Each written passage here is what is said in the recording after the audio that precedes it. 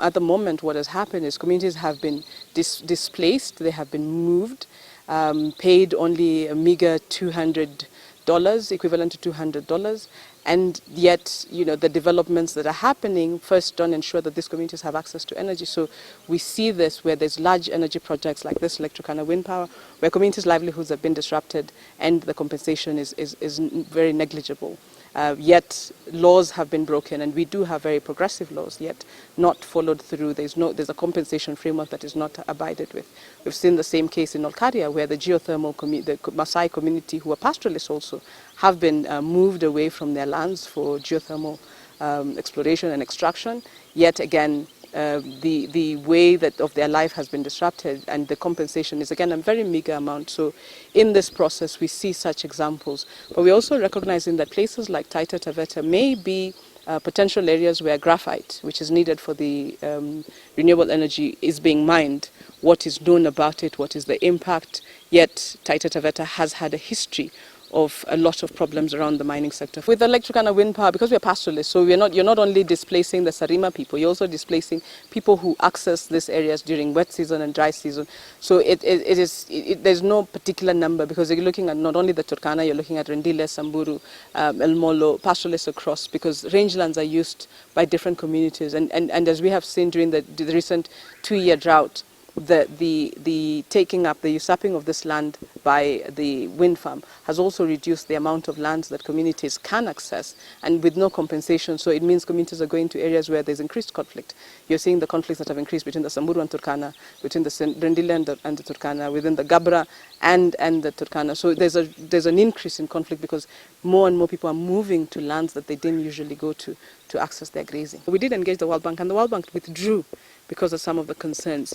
Google had also wanted to join into a partnership. During the court case, they recognized the violation of indigenous rights of communities, and so Google withdrew. Sadly, because the Kenyan government gave guarantee to this project, then it means that the Kenyan government the Kenyan citizens are paying for this project, whether it starts or not. And that's the challenge of it all, and hence the ruling saying it's a public good because Kenyan citizens are paying for it. At the moment, we have engaged the different financiers. We talked to the African Development Bank because of they have a policy on the safeguards of indigenous people.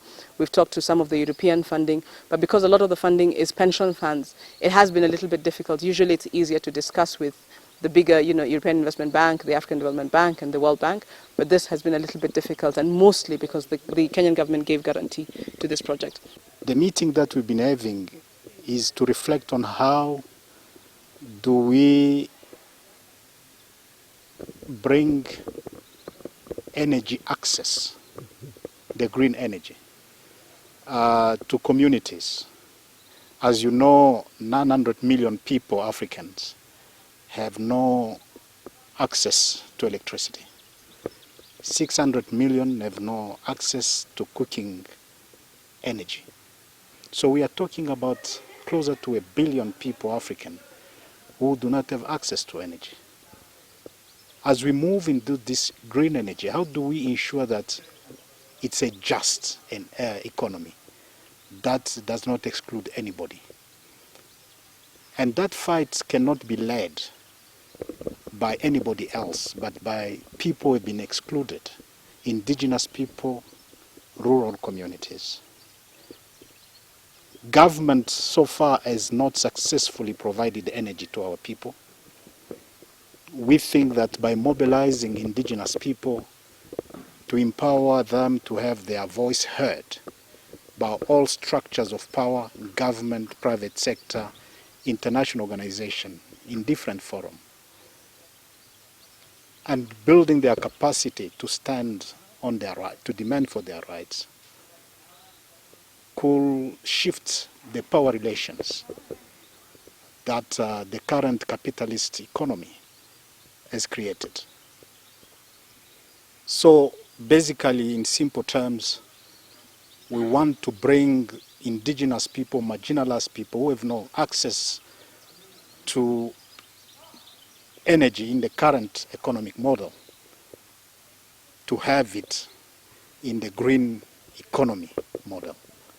And we think it's possible because with the consolidation of democracy, people are now having their voices, they can elect people they want, but we want, when these people come and ask for the votes, that they fund communities that are organized, that are informed, and that can really stand on their rights.